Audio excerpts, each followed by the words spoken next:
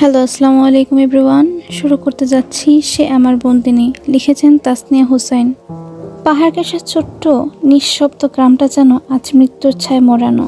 চারদিক থেকে ঘিরে রেখেছে কালো পোশাকে সজ্জিত বীরের গার্ড বাহিনী। তাদের চোখে শুধু আগুন, মুখে উত্তাপ। বহু গাড়ি নিয়ে তারা ঘিরে ফেলেছে পুরো গ্রাম। বাতাস থমকে গেছে, পাখিরা উড়ে পালিয়েছে অনেক আগেই। আবারও গর্জে ওঠে মাইক, এই গ্রামে যদি কেউ এসে থাকে তার উপস্থিতি আমাকে জানাও। আমরা কাউকে কষ্ট দিতে আসিনি, তবে যদি মিথ্যে বলো, আশ্রয় দাও ভুল মানুষকে, তবে তার ফল হবে ভয়ঙ্কর। তিনবারই ঘোষণা শোনা গেল, তবুও কেউ এলো না, কেউ দরজা খোলেনি। এই নিস্তব্ধতা আরও তীব্র করে দেয় বীরের দলকে। নিকো একটা কালো শিরের সানগ্লাস চোখে দিলেও তার চোখের নিচে কালি আর ক্লান্তির রেখা লুকাতে পারেনি। সে গাড়ির ছাদে উঠে দাঁড়ায়, তার চোখে রক্তিম আগুন, ঠোঁট চেপে ধরা। চারপাশে গার্ডদের উদ্দেশ্যে সে গর্জে ওঠে। একটা ঘর, একটা কোণা, করে ঘর থেকে শুরু করে একটা টিনের চালও যেন বাদ না পড়ে। ভেতরে ঢুকো, খুঁজো, উল্টে ফেলো, টেনে আনো যদি সে থাকে। সে যেন মাটির নিচে লুকিয়েও পার না পায়। চারপাশে হঠাৎ শব্দ উঠতে থাকে। হ্যাঁ বস, অর্ডার ক্লিয়ার। গার্ডদের হাতে অস্ত্রগুলো চকচক করে উঠছে রোদে। তারা দল বেঁধে প্রবেশ করতে শুরু করে এক একটা ঘরে। কেউ জানালায় ঢুকছে, কেউ দরজা ভেঙে ঢুকছে। টেবিল বিছানার সব উল্টে পাল্টে ফেলছে। কেউ এগিয়ে আসার সাহস করছে না, সবাই জড়সড় হয়ে দাঁড়িয়ে আছে। গ্রামের লোকেরা থরথর করে কাঁপছে ভয়ে। মাথা নিচু করে ঘরের কোণায় সেধিয়ে আছে সবাই, কিন্তু বাইরে যারা দাঁড়িয়ে আছে তাদের চোখে কোনো মায়া নেই, শুধু হুকুম, শুধু লক্ষ্য। তাদের খোঁজ বের করতেই হবে। গার্ডদের নিঃশব্দে চলাচল, পায়ের আওয়াজ, চিৎকার, বন্দুকের আওয়াজে গ্রামটা কেঁপে কেঁপে উঠছে। একটা ভয় ছড়িয়ে যাচ্ছে বাতাসে। নিকো এবার নিচে নেমে হাঁটতে থাকে। তার পেছনে হেঁটে চলেছে আরও গার্ডরা। তার শরীরী ভাষা বলে দিচ্ছে, আবারও মাইকে বলছে, এখানে কেউ থাকলে বা কেউ তাকে আশ্রয় দিলে এই গ্রামটা চালিয়ে দেওয়া হবে। তাই ভালোই ভালোই বেরিয়ে আসো। ডিয়েগো বলে, আমরা একটা মেয়েকে খুঁজছি, সে পালিয়েছে, বীর তাকে ছাড়বে না। তোমরা যদি কেউ সাহায্য করে থাকো, তোমাদেরকে রক্তে আমাদের হাত রঞ্জিত হবে। কিছু গার্ড গাছের ঝোপ, পুকুর পাড়, গোয়ালঘর সব জায়গা তল্লাশি করতে থাকে। এক একজন ঘর থেকে চিৎকার করে বলে, ক্লিয়ার, এখানে কেউ নেই। পিছনের দিকে আর কয়েকটা ঘর বাকি। সময় গড়াতে থাকে। ঘামের গন্ধ আর ধুলোর সাথে ভয়ের ঘনত্ব বাড়তে থাকে। এই জন্য এক শিকার, যেখানে শিকারী হয়ে উঠেছে পাগল, তাদের সামনে কিছু দাঁড়াবে না। তাদের লক্ষ্য ইশা জারিন, মাফিয়া বসের বউ, যাকে উদ্ধার করাই তাদের একমাত্র উদ্দেশ্য। ডেলমার এতক্ষণ করা প্রশ্নের পর এবার ঈশার মুখ খোলে, মাথা নিচু করে বলে, আমার নাম ঈশা, আমি পালিয়ে এসেছি। ওরা আমাকে খুঁজছে, কিন্তু আমি কাউকে কিছু করিনি। প্লিজ আমাকে বের করে দিও না, আমি যেতে চাই না ওখানে। আমাকে সাহায্য করুন, দয়া করুন আমাকে। ওরা আমাকে নিয়ে যাবে, আমি যেতে চাই না, আমাকে সাহায্য করুন প্লিজ। ঈশা হাঁপাতে হাঁপাতে ডেলমার পায়ের কাছে বসে পড়ে। অস্ত্রসজল চোখে দু হাত জোর করে কাপা কণ্ঠে আবারও বলে, আন্টি প্লিজ আমাকে সাহায্য করুন, আমি ওদের সঙ্গে যেতে চাই না। ওরা আমাকে মেরে ফেলবে, দয়া করে আমাকে বাঁচান। আমি তো আপনার মেয়ের মতো আন্টি।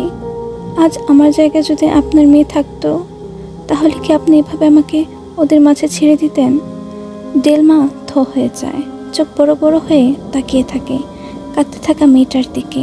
তার হৃদয়ে কেমন যেন একটা যন্ত্রণার ঢেউ উঠে যায়।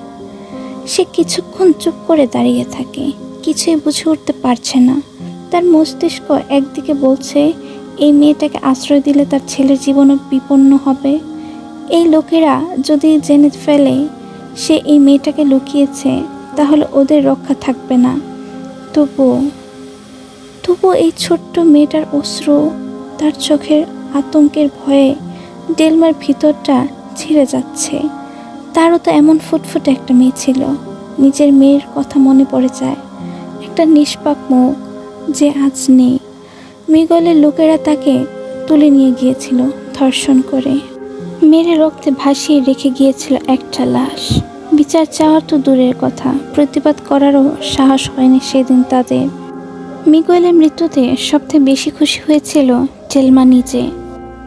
কিন্তু আজ এত বছর পর সেই ভয়াবহ দিনের কষ্ট, সেই হারিয়ে যাওয়া মেয়ের মুখ আরেকবার যেন জীবন্ত হয়ে উঠেছে ঈশার মাঝে।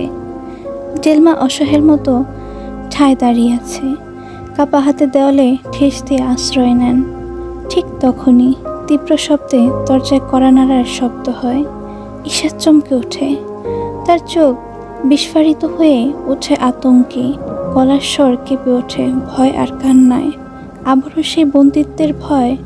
আন্টি, প্লিজ প্লিজ খুলবেন না, ওরা এসেছে, ওরা এসে গেছে, আমায় নিয়ে যাবে, আমাকে বাঁচান।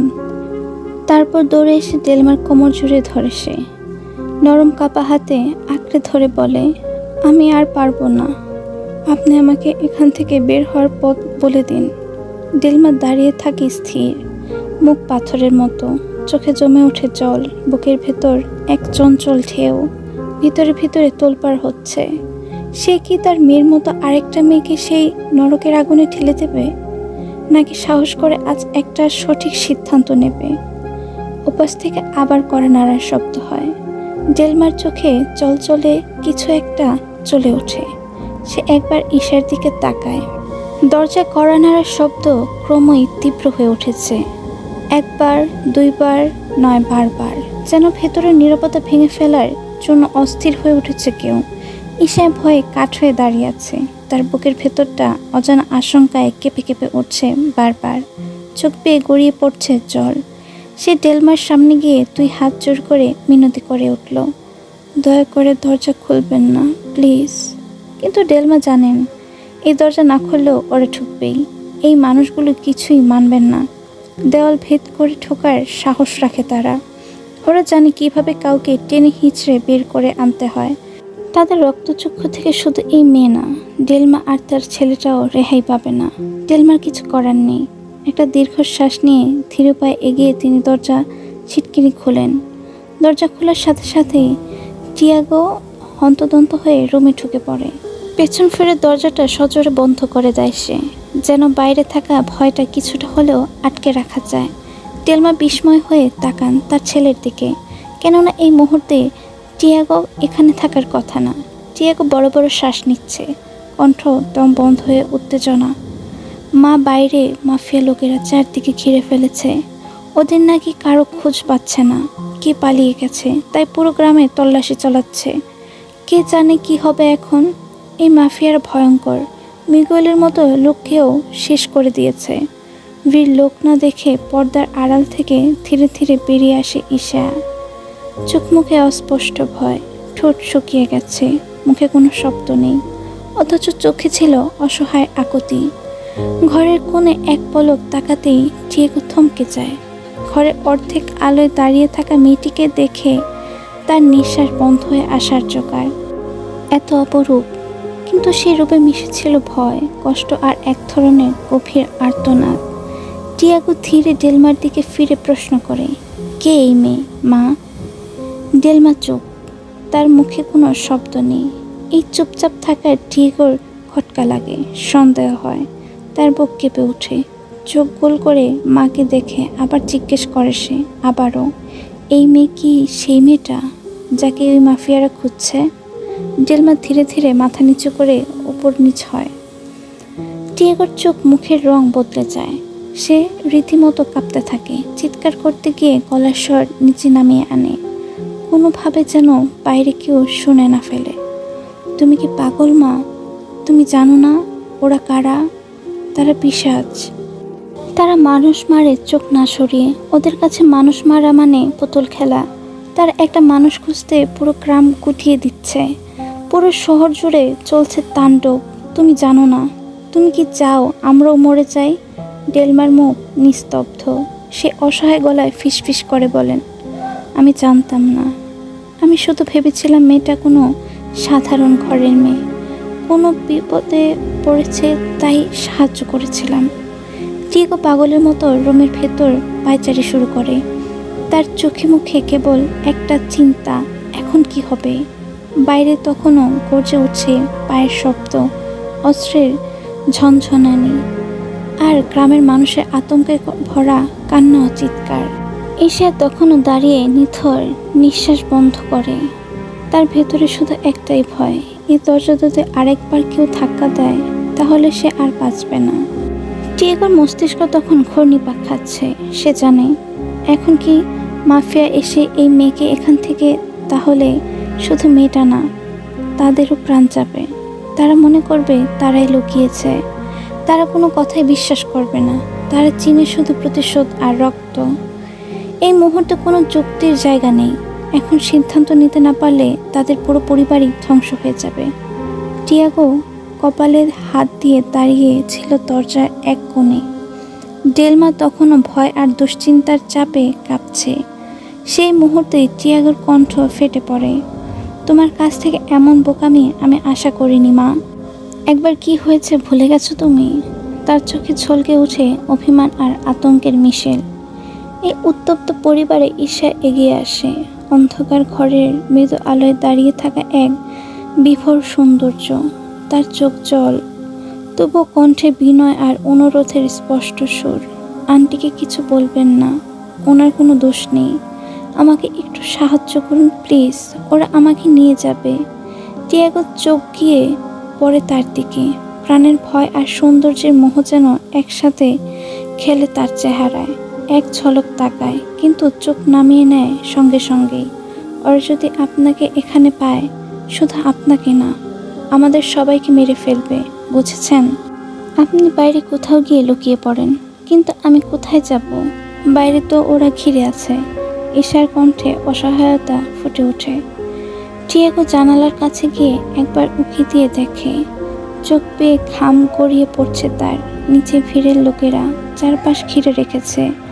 পেশাদার ঘাতকের মতো ঘোরাফেরা করছে। এখান থেকে বের হওয়ার অসম্ভব। টিয়াগো কিছু একটা ভাবে, তারপর বলে, চলুন আমার সাথে। ঈশার চোখে প্রথমবারের মতো ভরসার আলো ঝলকায়। একটা শেষ আশ্রয় পেয়েছে সে, এখানে একটু আলো আছে। ধীরে ধীরে টিয়াগো তাকে নিয়ে ছাদে উঠে যায়। ছাদে একটা পুরনো ট্যাঙ্ক ছিল, রুক্ষ ধাতব, কালো রঙের। এখন এটাই লুকানোর জন্য উপযুক্ত, আর কোনো রাস্তাই নেই। টিয়াগো বলে, এখানে ঢুকুন, এই মুখটা বন্ধ করে দিচ্ছি। আমি না আসা পর্যন্ত এখান থেকে ভুলেও বের হবেন না। ওরা চলে গেলে আমি এসে আপনাকে বের করব। একদম নড়াচড়া করবেন না। এটা যেন একচুলও না নড়ে। ঈশা একটু স্বস্তি পায়, চোখ ভিজে ওঠে, গলায় কাঁপন নিয়ে বলে, থ্যাংক ইউ ভাইয়া, আমি আপনার এই উপকার কোনো দিন ভুলব না। টিয়াগো ব্যস্ত হয়ে বলে, দ্রুত করুন, ওরা যে কোনো সময় চলে আসবে। ঈশা তাড়াতাড়ি পানির ট্যাঙ্কের মধ্যে ঢুকে পড়ে। টিয়াগো মুখ ঢেকে দেয়, তারপর দ্রুত রুমে চলে যায়। কিছুক্ষণের মধ্যেই নিচে থেকে দরজার ধাক্কার শব্দ ভেসে আসে। ভিড়ের গার্ডরা ধাক্কা দিচ্ছে কয়েকবার। ধাক্কার পর টিয়াগো সাহস করে দরজা খুলে দেয়। দরজা খুলতেই এক গার্ড টিয়াগোকে ধাক্কা দিয়ে সোজা ভেতরে ঢুকে পড়ে। তারপর একে একে আরও গার্ড আসে, সশস্ত্র, চোখে আগুন। মুহূর্তের মধ্যে গোটা বাড়ি তছনছ করে ফেলে। জিনিসপত্র ভেঙে সব এলোমেলো করে ভেঙে ফেলে। আলমারি ফাঁকা খুলে বিছানার তোষকটা অবধি ছিঁড়ে ফেলে। খাট উল্টে ফেলে দেয়। খাটের নিচে দেখে কেউ শৌচাগার খুলে খোঁজ করে। ঘরের প্রতিটি ইঞ্চি ওরা তছনছ করে ফেলে। এই বিশৃঙ্খলার মধ্যে কেউ খেয়ালই করেনি মেঝেতে পড়ে থাকা ঈশার চাদর। এর দিকে গার্ডদের নজর এতটাই ব্যস্ত তার উত্তপ্ত যে কেউ তা লক্ষ্যই করে না। সব জায়গা তছনছ করে খুঁজে না পেয়ে গার্ডরা ছাদে উঠে যায়। তাদের ভারী বুটের আওয়াজ ধাতব সিঁড়ি বেয়ে ওঠে। ঈশা ভিতরে শুনতে পায় সব। সে নিজের মুখ চেপে ধরে নিঃশ্বাস বন্ধ করে রাখে, যাতে তার নিঃশ্বাসের শব্দ যেন কেউ শুনতে না পারে। তার বুকের ভেতর এত জোরে ধকধক করছে যে সেটা শুনতে কেউ তাকে ধরে ফেলবে। গার্ডরা ট্যাঙ্কের আশেপাশে ঘোরাফেরা করে। লতাপাতা সরে যায় বুটের ঘর্ষণে, কিন্তু কেউ কল্পনাও করে না যে এই পুরনো ট্যাঙ্কের ভেতরে এক মেয়ে আতঙ্কে জর্জরিত হয়ে মৃত্যুকে উপেক্ষা করে জীবন বাঁচানোর যুদ্ধ লড়ছে। তল্লাশি ব্যর্থ হয়। ওরা রাগে গালি দিতে দিতে অস্ত্র গুছিয়ে নেমে যায়। বীরের কাছে যায় এই খবর। একের পর এক ব্যর্থতা। তার কপালের রগ তপ তপ করছে, চোখের নিচে লাল স্নায়ু স্পষ্ট। তাকে শান্ত করার মতো কেউ নেই। এখন আর মানুষ না, সে এক হিংস্র দানব। মাফিয়া বস তার শিকারে ব্যর্থ হবে না, আর তার প্রতিশোধ হবে ভয়ঙ্কর, রক্তাক্ত, ধ্বংসাত্মক। আমাকে এতটা হয়রানি করার জন্য, এতটা দৌড়ানোর জন্য যে আমি তোমার সাথে কি কি করব বেবি, সেটা তোমার ধারণার বাইরে। তার নিঃশ্বাস গাঢ়, চোখ দুটো লাল হয়ে গেছে ক্রোধে। রাগে যে যেতে মুখ থেকে বেরিয়ে আসে অশ্রাব্য কিছু গালি।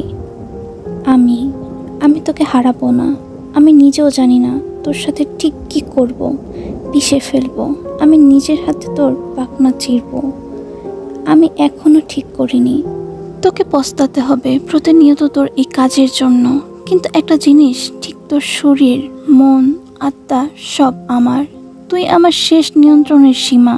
প্রথমবারের মতো ভুল করার জন্য, এবারের মতো যদি তুই প্রাণে বেঁচেও যাস, পরের বার আমি তোকে শুধু শাস্তি দেব না, তোকে ধ্বংস করব। ধ্বংস। বীরের গাদরা সবাই বেরিয়ে যাওয়ার কিছুক্ষণের মধ্যেই ডেলমা টিগো ছুটে যায়। ঈশাকে উদ্দেশ্য করে বলে, বেরিয়ে আসুন। ঈশার বিস্ময়ে তাকিয়ে থাকে। তারা কি চলে গেছে? টিয়াগো মাথা নেড়ে হ্যাঁ সূচক ইঙ্গিত দেয়। ঈশা শোনার পর তার বুক থেকে যেন পাথর নেমে যায়। ভয়ে তার জান বেরিয়ে যাচ্ছিল। ঈশা গভীরভাবে তাকিয়ে থাকে তাদের দিকে। গলা থেকে নিজের ডায়মন্ডের পেন্ডেন্টটা খুলে টিয়াগোর হাতে দেয়। আপনারা আমার জন্য যা করেছেন আমি তা কোনোদিন ভুলব না। এটা রাখুন। হীরা দেখে মাথা ঘুরে যায় টিয়াগোর। চোখে জলজলে দৃষ্টিতে পেন্ডেন্টটা দেখে টিয়াগো হাতের মধ্যে থাকা পেন্ডেন্টের দিকে দৃষ্টি রাখলেই বলে, ওরা কারা? আপনাকে কেন খুঁজছে? ঈশা লুকায় না, সব কিছু খুলে বলে ওদেরকে সংক্ষিপ্তভাবে। ওদের একটু সাহায্যে সে একটা ভরসার হাত পেয়েছে, সেটা সে এতদিন ধরে পায়নি। মাফিয়া বস, দ্য গ্যাংস্টার বীর, রাজবীর আলভারেজ, এর ওয়াইফ এই মেয়ে। এটা শুনতেই টিয়াগোর ভয় আগের থেকে 10 গুণ বেড়ে যায়। টিয়াগো কোনো রকমে বলে, আপনি এখনই চলে যান। আর এক মুহূর্ত এখানে থাকা ঠিক হবে না। ওরা খোঁজ বন্ধ করে না, আবারও ফিরে আসবে। আমাদের পক্ষে তখন কিছুই করা সম্ভব হবে না। ঈশা মাথা নিচু করে বলে, কিন্তু আমি কিছু চিনি না। এখান থেকে কোথায় যাব আমি? টিয়াগো গম্ভীর গলায় বলে, বর্ডার কাছেই আছে। মাফিয়া লোকদের জন্য কিছু গোপন সুড়ঙ্গ বানানো আছে এখানে, পাচার রুট হিসেবে। আমি আপনাকে একটা চেকপয়েন্ট পর্যন্ত এগিয়ে দেব। এরপর আপনি সেই গোপন ট্রাকে উঠবেন, যেটা আপনার পুরাতন কন্ট্রোলের আওতায় এখনও ব্যবহার হয়। ট্রাকটা শেষ পর্যন্ত ভারতের মণিপুরের দিকে যাবে। সেখান থেকে সীমান্ত পার হয়ে শিলিগুড়ি, তারপর সেখান থেকে ট্রেন বা বাসে করে আপনি বাংলাদেশের দিকে যেতে পারবেন। কিন্তু সাবধান থাকবেন। ভারতীয় ট্রানজিটের নাম প্রকাশ করবেন না। ট্রাক থেকে নামার সময় একটা হিজাব পরে নেবেন, চেহারা ঢেকে রাখবেন। বাংলাদেশের কাছে পৌঁছে কোনো পুলিশ বা লোককে সরাসরি কিছু বলবেন না।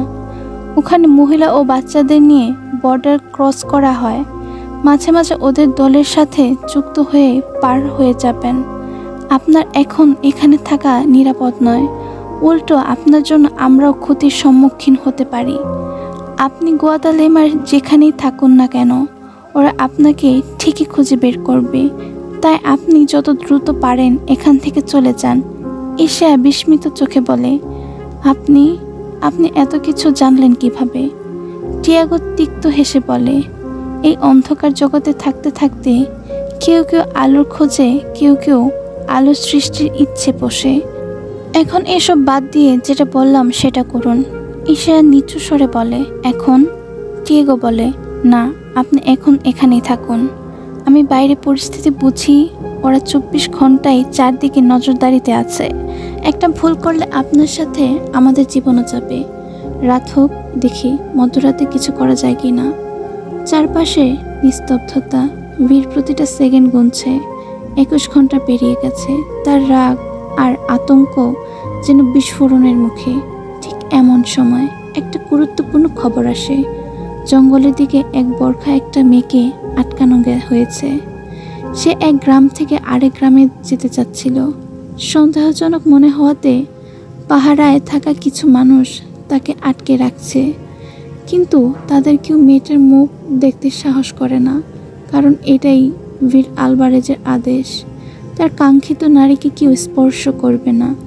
যদি কেউ হাত বাড়ায় তার চোখ উপড়ে ফেলা হবে, তাকে মাটিতে জীবন্ত পুঁতে ফেলা হবে। এই হুকুম সবাই অবচেতনে গেঁথে নিয়েছে, তাই কেউ সামনে এগোয় না, কেউ সাহস করে না মেয়েটার বোরখার ফাঁক দিয়ে তাকানোর।